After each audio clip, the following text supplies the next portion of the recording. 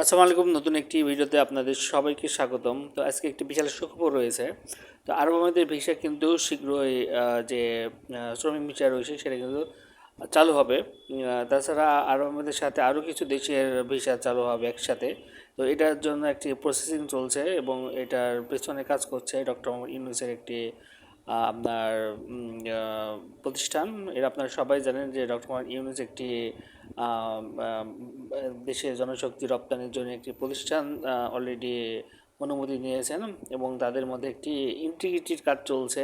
তো খুব শীঘ্রই সেটা নিয়ে সেটা একটি ফল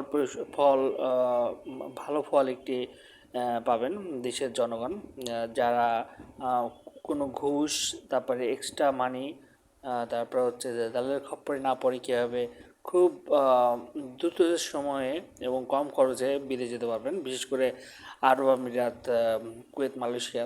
তো প্রাথমিকভাবে এই তিনটা দেশ একটু টার্গেট করা হচ্ছে। তো এই ছিল আপনাদের নিউজ। তো ঈদের পরে আপনার এই ভিসা আরব আমিরাতের যে আপনার শ্রমিক ভিসা এটা খুলে যাবে।